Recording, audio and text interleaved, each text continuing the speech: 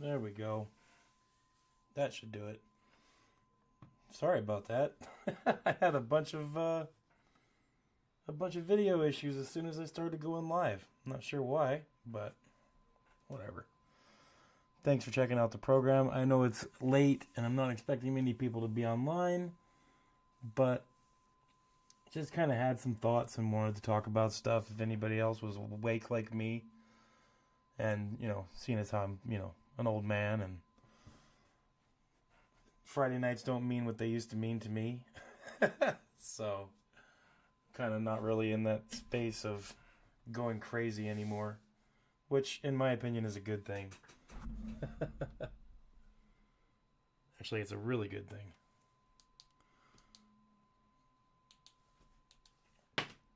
Oh, man. Got too much going on here. Too much stuff happening, and it's not even, free agency yet. We still have a few days before that happens. And I'm just kind of thinking, man, we have so many needs and so many things that need to happen and need to be done right. Like it's a very long, distinguished list of things that we have to do here, and I don't know if I have faith in the Dolphins brass to do the things that need to happen. Hey, dude, what's up, Abel? How you doing, brother? Um, and we were talking about this before, and not just me. A lot of content creators are talking about this. There's so many things that have to happen here. We have, and it's not impossible. So I'm not saying that, but I am saying that the track record that Chris Greer has created is making this very, very, very scary from the position of a Dolphins fan and Dolphins media and content creators around the world. It's scary. We have I can't believe I'm about to say it, but I said this last season. We have an opportunity to do something here. There are pieces in place that could be a very nice place to begin this from, and it seems like we keep just missing the ball on what needs to happen. We keep dropping that ball, and it's frustrating. What up, Zonka? Um, and that's what's scaring me is I'm optimistic knowing that we have the ability to do what needs to be done, but I'm pessimistic knowing that Chris Greer is an absolute freak and seems like when he knows exactly what needs to happen, he goes and does the opposite. And these are the times that make me nervous. And free agency is about to start. The draft is going to start soon afterwards. And we can't miss on these things. This is almost as important as, being down in the division a game and having one game left in the season. This is on that level. If we don't do the things that need to happen, we're going to be up shit creek without a paddle, and nobody wants to be there.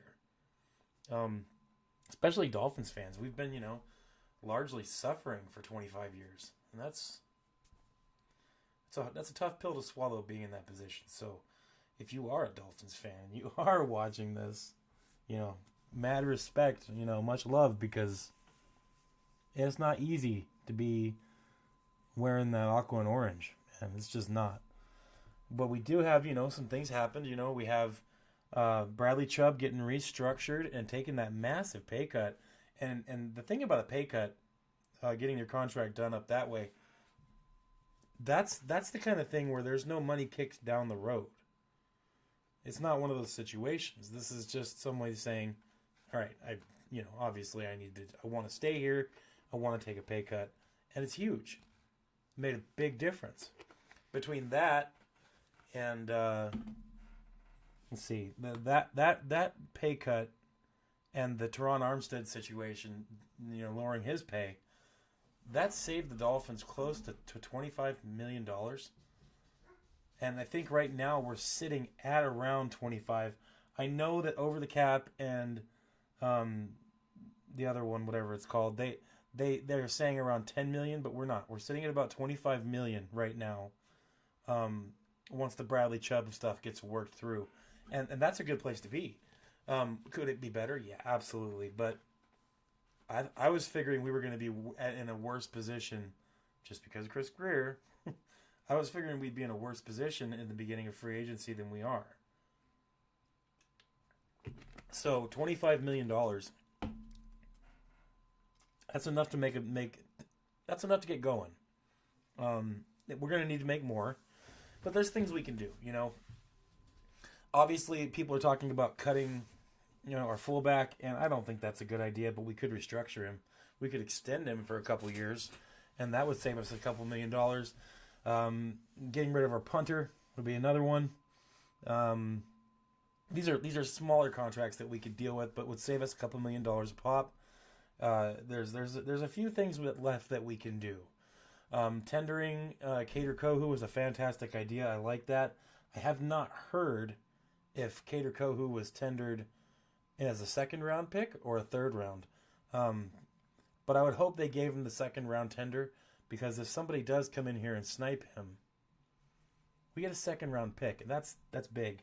I don't want Kader to go anywhere. I know some people think Kader is trash, but I'm not sure if those people are following this team and watching the games, because Kader played lights out all through the end of the season.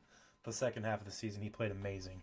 And he wasn't playing bad beforehand. So I'd like to see Kader come back. But what that second round tender does is it makes sure that if someone does take him, we get something good back.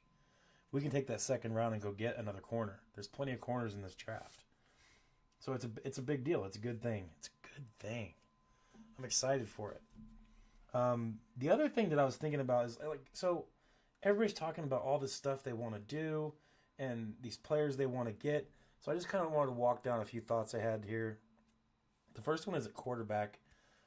I'm not thinking that Tua should be traded. I'm not thinking Tua should be cut. I'm not stupid. Tua, if we cut Tua, that's a huge mistake. If we trade Tua, that's a huge mistake as well. It'll do nothing but hurt us financially and physically for the team. Yes, I know Tua has a big glaring issue, and I'm not going to deny that. He needs to stay healthy. We need to mitigate some of this injury risk that this team has.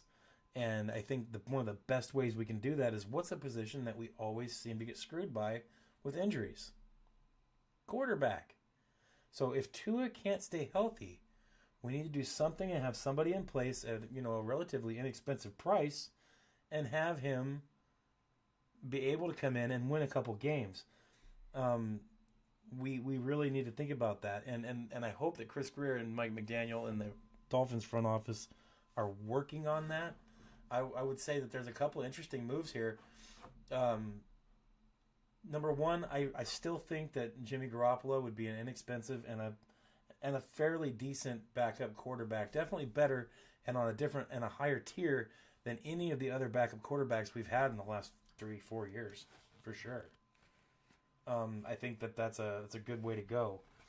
Yep, solid QB2. That's exactly right, Zonka, man. I'm telling you, if we do this right, it doesn't have to be the big splash signing for $10, $12, $14 million for a backup quarterback. It doesn't have to be that.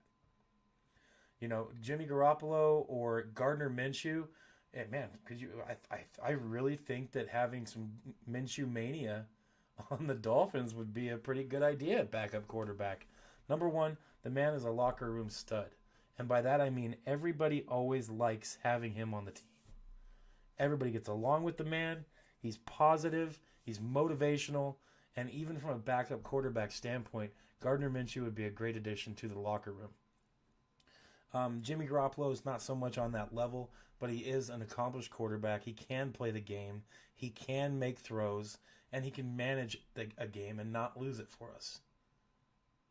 Like Skylar Thompson, Tyler Huntley, and all these other players. I think Gardner Minshew should be at the top of our list, and Jimmy Garoppolo. I know a lot of people say Marcus Mariota, and that is an option. I'm not saying that's a bad idea. I just don't think that that's as good of an idea as Jimmy Garoppolo or Gardner Minshew.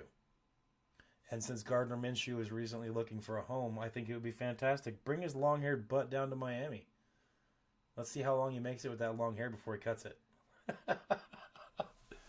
I think that would be a good addition to the team. I'd like to see that. So hopefully Miami recognizes these options. These guys could get the standard, Skylar Thompson deal or the Mike White deal. 2 years, $10 million. Done. $5 million, and we got ourselves a QB2. One that's accomplished, at least to the point where we could be confident in saying, oh, Tua can't play this week. Here, we can have this guy play. I'd be okay with that. Wouldn't be too bad, man. Jameis Winston, dude, that's a good point, Abel. I totally missed him. I forgot. Oh, Jameis Winston, that's another option. And like I said, everybody's like, oh, he throws a lot of interceptions. He loses just as many games as he wins. Well, yeah. But he's got experience, and he's won games. He's put a team on his back a few times, too. And he's not a slouch.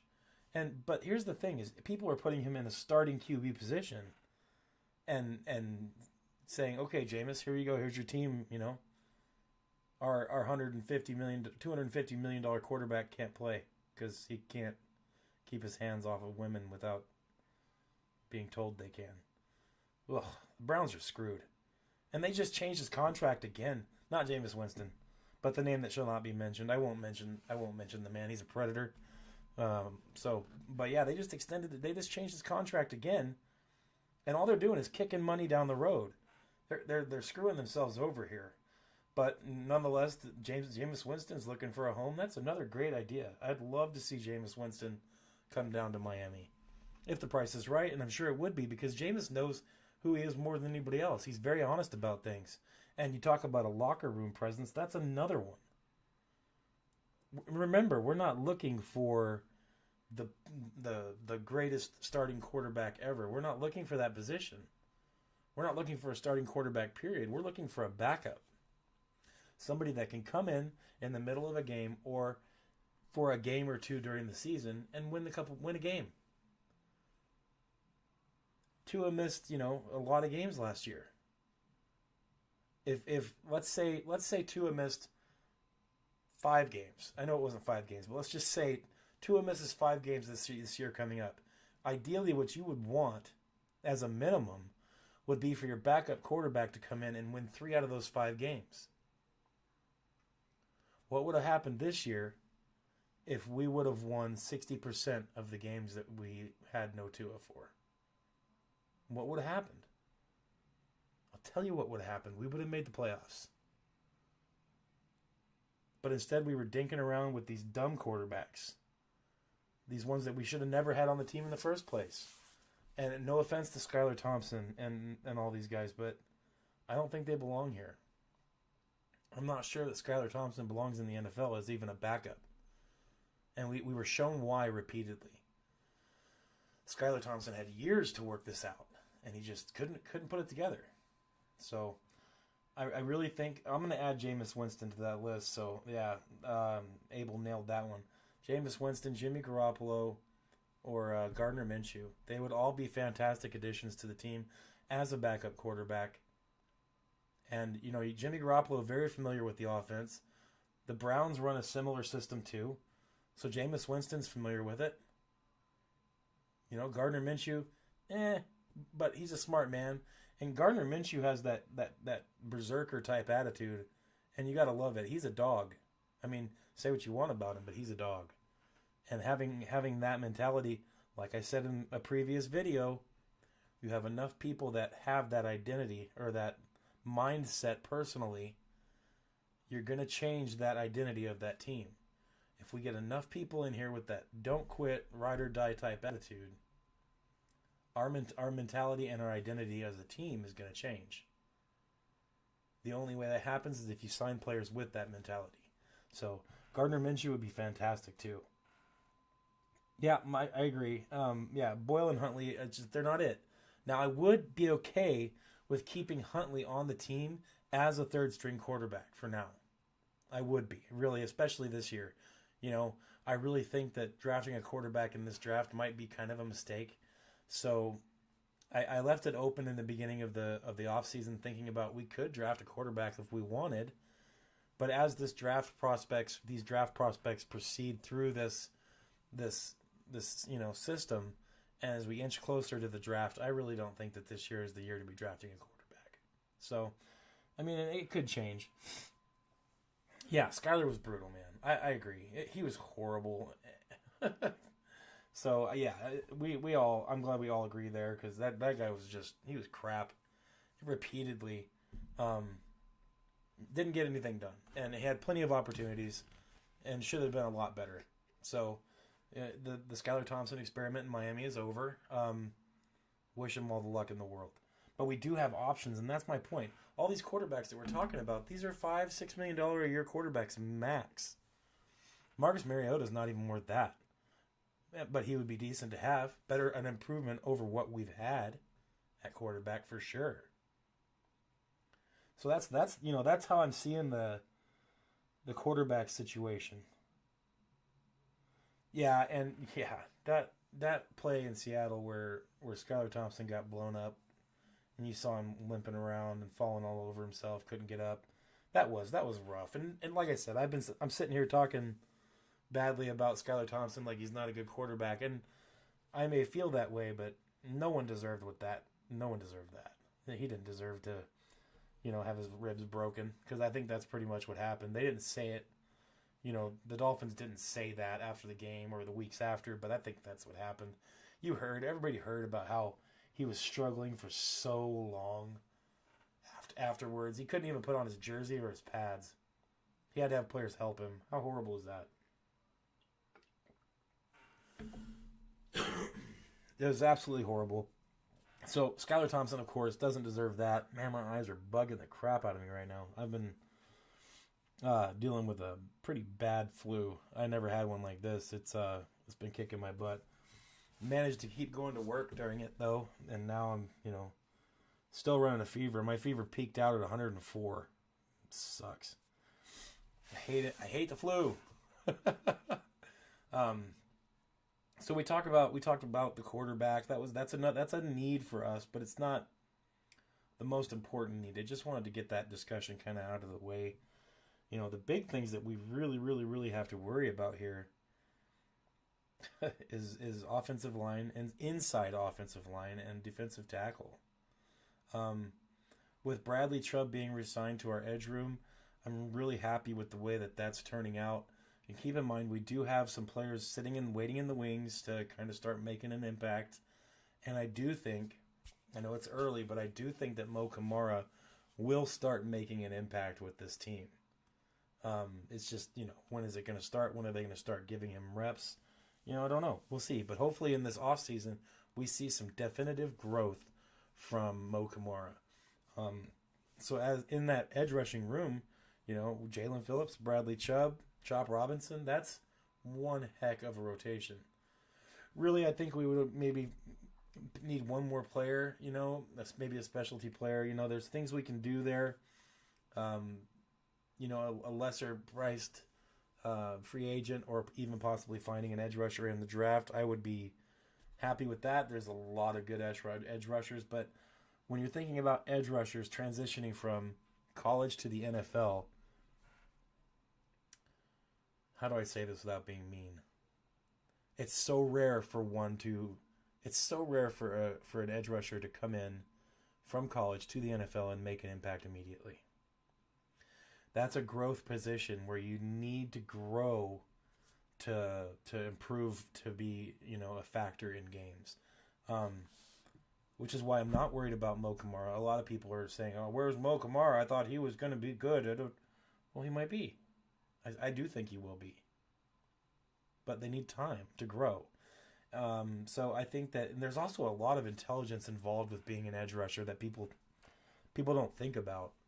There's a lot of football sense that's involved as well. So intelligence and football sense, you're not getting that until you get to the NFL and you start experiencing it.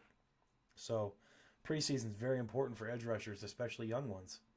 And the season learning underneath experienced ones, that helps too. So Mo Kamara could improve, and if we grabs another edge rusher, I wouldn't expect a lot of impact. But if Mo Kamara could step up this year and go to that number 4, we wouldn't really need another edge rusher. We could draft one, and we could have him behind Mo and let him start taking up the slack in the learning. So, edge rusher is what it is. We're looking a lot better at that position, so I'm happy, In the inside defensive line, that's one of the big 2 needs. Next to interior offensive line, interior defensive line is huge. We need that. But we have, I think I think we only have a couple right now. Everybody else is free agents or without a contract. They need to get re-signed or whatever. And there's options here. There's things we can do. I would love to have Calais Campbell back. That would be huge. But once again, I'm not really expecting Calais to be here. This is likely going to be his last year if he plays, and I would think that he would want to be Super Bowl bound, or at least have the best chance at that. I don't know if it's going to be with Miami. I don't. I would like to say, yeah, I think he should re-sign with us because we're going to the Super Bowl. But I can't even say it without laughing right now because we're so far away from that. Do I want it to happen? Yeah. Am I going to root for it to happen? Yep. Am I going to take Miami in every single game this year coming up? Yep, I'm gonna. It's what I do. I can't pick against my Dolphins. I'm not going to do it. I'm gonna. Sweet Prince Phillips. Phillips is going to be healthy. He's like Wolverine. The man is a freak of nature. He's been healing well. He'll be ready for the season. And as long as Jordan Poyer isn't on the team, he won't get hurt again.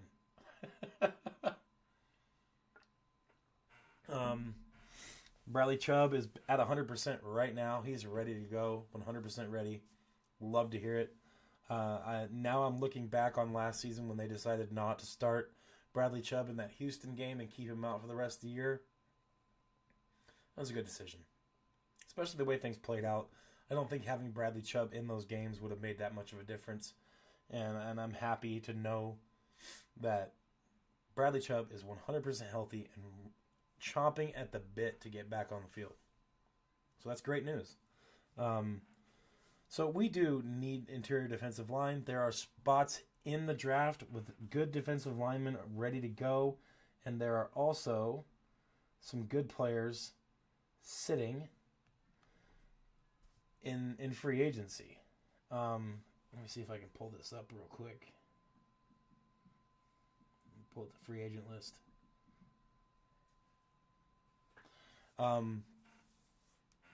There's a bunch, and the best part is that there's and everybody jumps immediately to Joey Bosa, and he's not even. Some people are saying that like he should be the interior defensive lineman. It cracks me up. I'm not really worried about him. But what I am happy about is there's some good players here. I don't know how to say this word. I'm going to try it, and hopefully I don't butcher it. From Dallas, there's Osa Adegzuwua. I knew I screwed that up. It's too hard for me to say. Too many vowels, too many letters. It's too hard. There's a few, though. On Wazirike from Detroit, there's I'm missing where is all my notes on this? I had a huge thing of notes, and now I'm not seeing it. It's making me mad. Allen is released, so he's gonna be available, and that's another option there. And like I said, we have options in free agency and in the draft to go ahead and pick up players.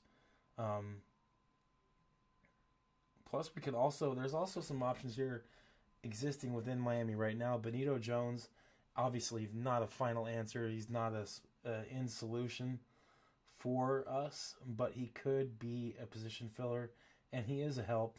He didn't play horrible last year. Missed on some plays, whiffed a couple times, but we could do a lot worse than him. So I wouldn't be totally disappointed in that.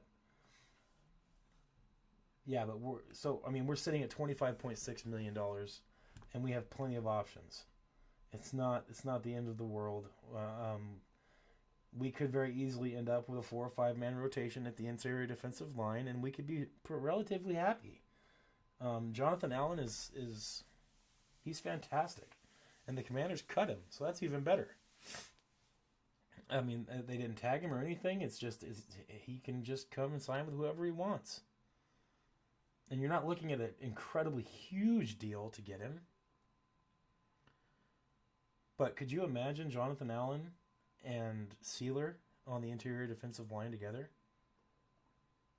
That would be that would be really nice. We do need to resign a few people that we have on the team already, at defensive tackle, just to kind of keep some of our backups and rotational pieces going. We could pick one up in the draft. I do think that that's one of our main needs for the draft, is to get an interior defensive lineman. Interior defensive line can make a difference right off the bat. That's a position that could be dealt with quickly, and it could help a bunch. And they could come in and make a difference. It wouldn't be one of those things where we got to wait for the player to improve to be able to make an impact on the field. He could make an impact right now. So, obviously, depending on the player, but there's a lot of good defensive linemen in the draft too, and in free agency. So, there's things we can do there. The other position on defense that's really, really necessary. Let's talk about middle linebacker real quick. We could do a couple restructures or re-signings. Jordan Brooks needs to be taken care of. I'd like to have him come back. The other one is safety. That's the position that's we're going to be hurting there until we do something. Now, there are options. It's not like it's the end of the world. We can sign some safeties at a relatively inexpensive price. The market for safeties, well, now they're talking about Javon Holland going upwards of $25 million a year. You got to be freaking kidding me. That right there is why for the last couple weeks I've been saying, he's gone. He's gone. We too rich for our blood. And especially for the performance we're getting on the field. Javon Holland is not as good as the money that he's wanting. You want top safety money, you better be making a difference in the game. Javon Holland was not doing that. We can pretend all we want. I like Snowman, I do. But he's not worth that kind of money, guys. So if he goes, Jordan Poyer is definitely gone. He's not coming back. Safety is a very real need. I made a draft video talking about the safeties. There's quite a few safeties in this draft, and they're going to line up very well with the picks that we have. I'm not worried about it. We get one safety in draft and one safety in free agency, and we'll be looking righteous. We have Cameron Good, and he plays well. He can play that position. There's other players too. I'm not too worried about safety as long as we make. Okay, here's the deal. If we make a play on a safety in free agency, this first round of free agency, if we make a play on a safety, I'll be happy. Just one. Minimize that need, that player position need for the draft by doing something in free agency to help that position. Get one. Because we need two minimum. Get one, and I'll feel a little happier about it in the draft. There's no need for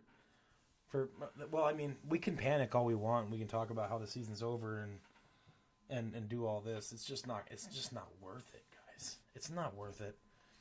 We can really get down on ourselves and talk about, this team sucks. We're not going to do anything. It's over. Yes, we could do that.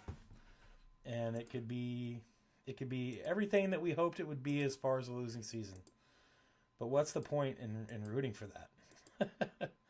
I'm forced to wonder what's the idea. I want to look at this real quick.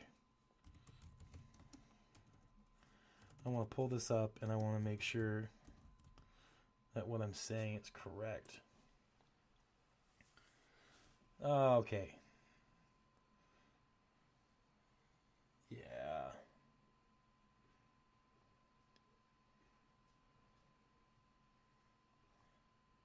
Man, I cannot believe that. I cannot believe that he's in Oakland now. Watch Aaron Rodgers wind up going to Seattle. Watch that happen. Wouldn't that be nuts? Oh my goodness. Jeez. I wonder where Russell Wilson's going to go, if anywhere, too. That's another one I was thinking about. A lot of people are thinking that we should go after J.K. Dobbins. I mean, we can. I wouldn't necessarily say no to that, but that's not a need for us right now. I don't think that's really necessary. Let's see how the draft goes for that, because there's a couple good running backs in the draft, and they're going to line up with us as well. Like I said, if we could go BPA in the draft, if we could set ourselves up in free agency good enough to be able to go BPA, imagine how good we could be drafting. Oh, man. So, yeah, man. And they got Javon Holland listed as one of the top safeties available in free agency, but it's whatever. The one I would like to see us look into is Tulanoa Hufunga from San Fran. I think that would be a great thing to look into. Cameron Bynum too. He's the one from Minnesota. I don't think they're going to re-sign either one of those players, and I think that would be a good addition, either one. They're not going to cost a ton too. Also, we could be looking into Rasul Douglas for a cornerback, or DJ Reed from the Jets. DJ Reed is going to command some money, so I'm not sure if that's a good idea, but it's something to look at and think about. The main thing that we really need to look at, aside from interior defensive line guys, is interior offensive line. And by that, I just mean guards. Dogs only, I agree. Dogs only. By the way, those of you that are in here, give a like, help the brother out a little bit. Yeah, definitely need dogs only. We can't have any more prima donnas and people who don't want to play and people who are getting hurt all the time. Like I said in the beginning of this, we really need to mitigate some of this injury risk that the Dolphins have. And how do you do that? Well, number one, you get younger. You got to get younger. And that's why this draft is so important, because we need to hit on 7 out of these 10 draft picks. If in teams usually, the hit rate, I mean, it's malleable. You can't really say for sure one way or the other, but I would say the hit rate for the NFL, for teams in the NFL and their draft picks, I would say it's around 40 to 50%. You know, a couple players out of every 10 picks at least 4 players out of every 10 picks end up not playing in the NFL. We have to keep that in mind. And so, looking at this draft, we have to hit on a lot. We need to hit on these players, and they need to be good. Maybe not all starters, but they all need to be able to contribute. And the best way to do that is to be able to draft BPA. And that's best player available. I don't know if that's going to happen. I feel like we're going to have a couple needs through this, where we're going to have to be able to pick a need at a couple of these draft picks. But they don't all have to be that way. We should be able to go BPA for a lot of it, especially if we hit in free agency round 1. And that starts soon. Offensive line, interior defensive line, safety, backup quarterback. Those 4 positions.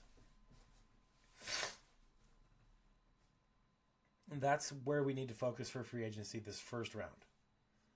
Other things are going to happen, I'm sure, and I'm positive that Miami's not going to do exactly what we're talking about here. If they did, I'll be shocked. I'll shave my head down to the skin if they do exactly what I suggest. We'll see how it goes. But I do think that if those things happened, we'd be righteous. I mean, I'm curious what you guys think. What do you guys think about this? Like, is this something that is possible? Are we able to get done what we need to get done in order to turn this around? Because I tell you what, if we end up with a losing season again, if we finish under 500 this year, McDaniel's gone. Now, you notice that I didn't say Chris Greer is gone, because I don't think Chris Greer is going to get fired. And I think that if we have a losing season this year, I think that the blame is going to trickle downhill to Mike McDaniel. And I think Mike McDaniel is going to end up getting the can. It's a horrible situation. I don't want it to happen because I don't hate Mike McDaniel as much as some people do. I think he took a position that nobody wanted. He was our third or fourth choice for head coach. So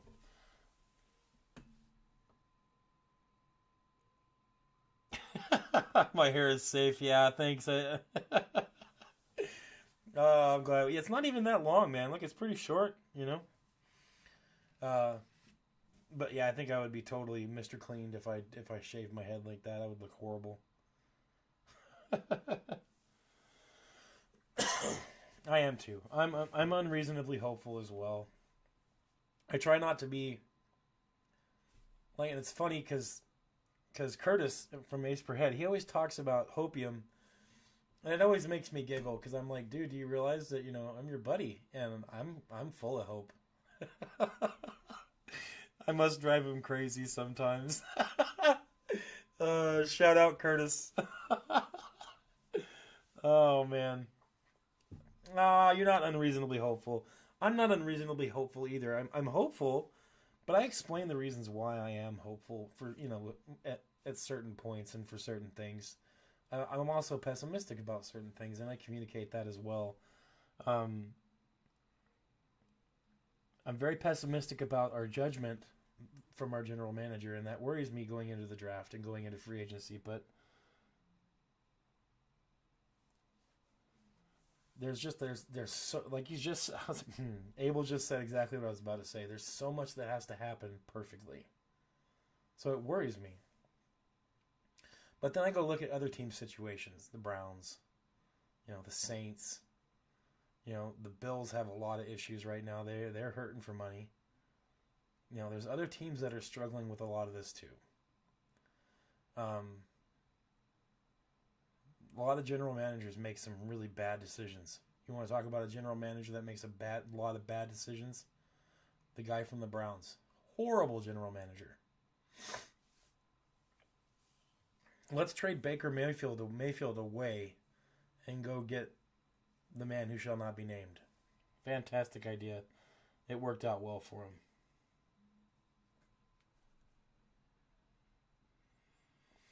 Yeah, I looking at the other teams, I'm a little more optimistic because I will say a few things about Miami. The players like it here, and that's a big deal. Whether or not we need to get rid of some, yes, we do, and we are, and we need to bring in a new crop of players that have a little more of a dog mentality, but they're gonna like it here too. And this is one of those destinations that players want to come and play. These are the things that make me hopeful, and I'm communicating that. I do like the base of some of our players here. I love Zach Sealer. I do. I love Kader Kohu. I think he's a fantastic player. And anybody who says that Kader Kohu is not a dog, they've lost their damn mind. Kader Kohu is a dog. I like Kader Kohu. There's a lot of players I like. It's hard to go through the list. I love Chop Robinson. I do. I like Aaron Brewer. He's a little small. He's weak a little bit compared to a lot of centers and inside offensive linemen. But I like the fight that Aaron Brewer has in him. He just has a hard time with some of the bigger players on the defensive line. But it is what it is. I like him. There's a lot of players that I do like and I want to keep. Teron Armstead's probably going to retire, but I do like him a lot. I like Tua. I don't love Tua. I know Tua has problems. He's not an all-star, super, elite quarterback. No, but he's a good quarterback, and I like him. Let's see. I do like Jalen Waddle. I like Jalen Phillips. I like Bradley Chubb. When Bradley Chubb is healthy, that man is almost unstoppable.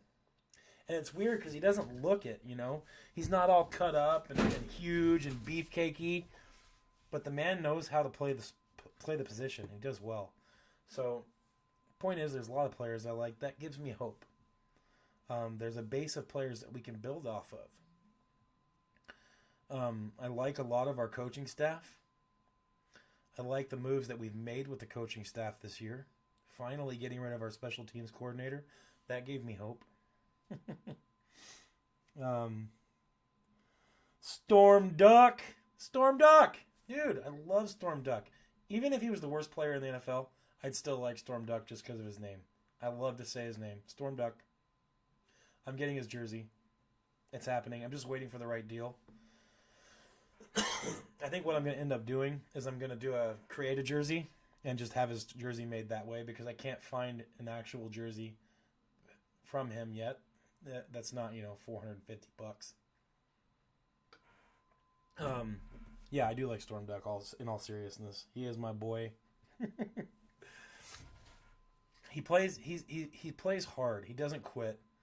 And if you watched any of the practices, the parts that you could watch this preseason when he first came in, for an undrafted free agent, that man played hard. One of the last ones off the field, one of the first people to show up in the building, always trying hard, always spending extra time in the weight room and in the video rooms. He's a dog. So I keep saying he's going to make a big step this year or next year, and I really think we just need to hang on to him, let him grow. Players, coaching staff I do like for the most part. I love Anthony Weaver. I think he's a fantastic coach. He's going to do nothing but improve, especially if we improve the player pool that he has to play with. So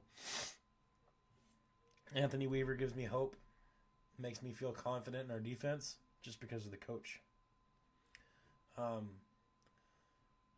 Stephen Ross. Now here's the part that's interesting. I have some issues with Stephen Ross as our owner, but I want to say what does give me confidence going into the draft and going into free agency is that we have a owner who is willing to spend money, whatever needs to be spent, to get this team successful and where it needs to be. There's not a lot of I keep saying general manager. There's not a lot of owners that will do that. But he will. He's willing to pay the money wherever it's needed. Signing bonuses, extra money, whatever it takes to lower the salary cap and to keep the team successful, he's willing to do. He's willing to pay out of his pocket. So I'm happy for Stephen Ross in that, and that makes me hopeful that we will be able to do something come free agency here soon. But you used to like when he used to try to get involved, and now I feel like he needs to get involved a little bit, and he won't. He won't engage. He's too old now. So that's kind of, half and half there, but I am hopeful with Stephen Ross in free agency to be able to pick up some players that we need. I'm hopeful because, like I said, this is a place that players want to come. Players want to be here. And it does give me hope. And like I said, I'm a naturally positive guy. So with that happening, with my natural gravitation towards being positive, I didn't always used to be like this either. That was the hard part. Is making this change to be this way, to have faith in things. Definitely didn't used to be like this. When I used to play football, I was a dog. I mean, I'm not just like bragging about it. I'm just saying I didn't quit. I never gave up. But it took me a while to figure out how to let things go and to have faith and confidence in something that I wasn't necessarily in control of. Abel says, I've always thought of this question, ... Well, finish that ... boy. Tell me what you're talking about.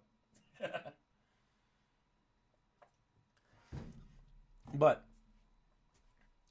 now that I've managed to have this mentality and to augment my personal, way that I gravitate towards things, it's definitely helped.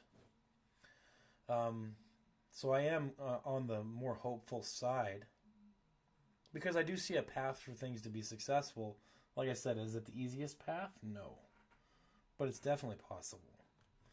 And because of that, I'm never going to give up hope. I'm never going to pick this team to lose. if all these owners are rich and full of money, why don't they just throw signing bonuses at all the players they want or like? I think there's a limit to how much you can do for signing bonuses. I'm not positive on that. I'm going to do some research and see if I can come up with an answer for that, because that's a really good question. I think it's just a matter of how much money does the owner want to spend out of his pocket, because that's what he's doing at that point. And if you look at signing bonuses and stuff, Miami Dolphins are at the top of that list for how much money we spend on signing bonuses.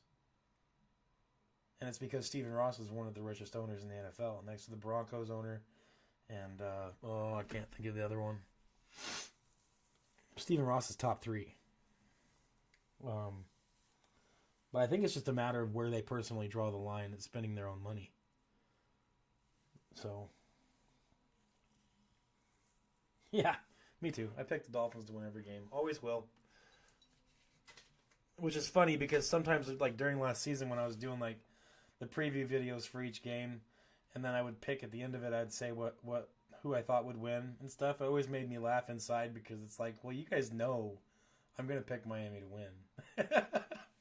It's going to happen. I'm not going to pick anything else to happen except for Dolphins win, and here's how much I think they're going to win by. So it shouldn't be game prediction. It should just be how much will the Dolphins win by. And that means I was wrong 9 times last year about the Dolphins games. Shouldn't have been that way, though. Should not have been that way.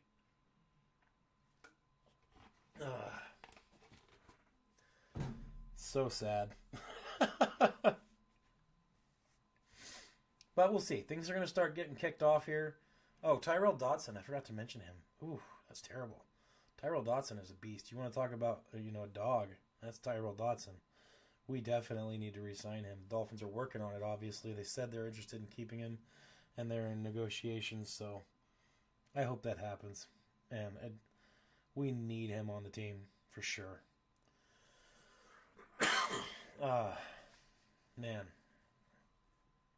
Tyrell Dodson, for sure, needs to come back. So they need to work on that before free agency kicks in, and hopefully work on something with Kader Kohu. I think what they're going to do with Kader is they're going to let him look around and sniff and see what the offers end up being. And then if they want to match whatever the offers are, then they'll keep Kader Kohu.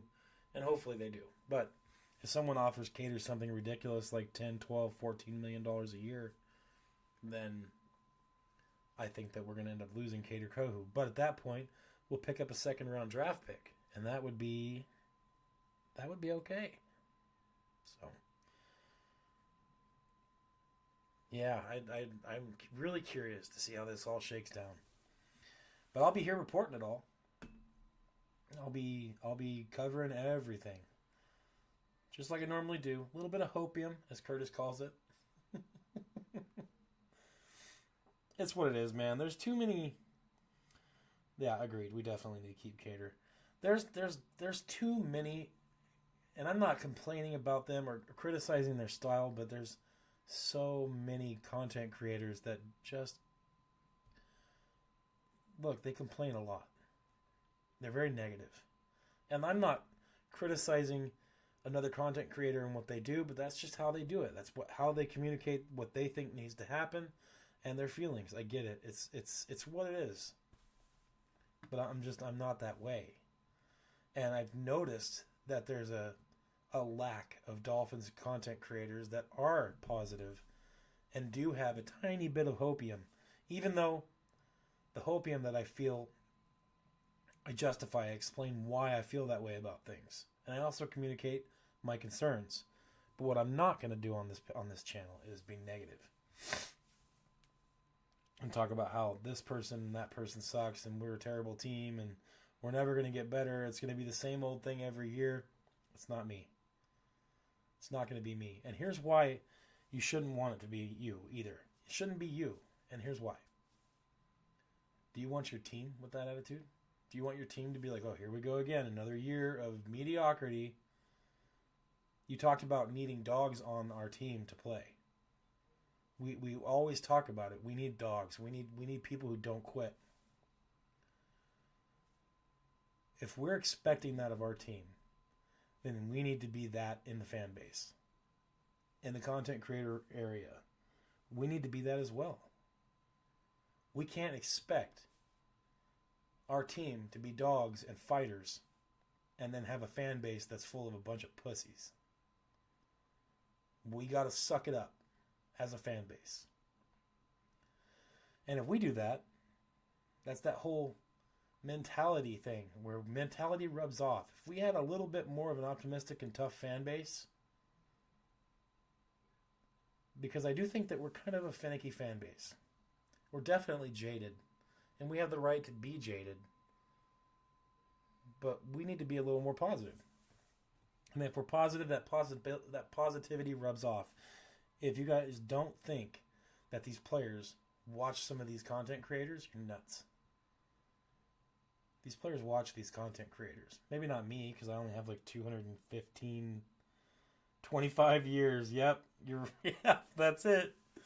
25 years. I feel like that old lady in Titanic. It's been 25 years. we gotta realize that, especially as content creators, the things we say and the way we talk about our team sees it. So I'm choosing to be an encourager instead of a discourager. In the off chance that some player on the Dolphins actually ends up watching one of my videos, I doubt it. I'm so new to this. But it's what it is.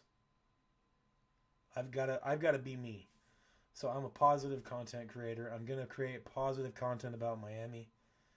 I'll tell it like it is. I'll be real. I'm real about this stuff. Go watch some of my videos. I mean, most of you guys in here watch a bunch of my videos. I'm real about stuff, but I'm not negative. Not negative. That streak of 25 years can be broken.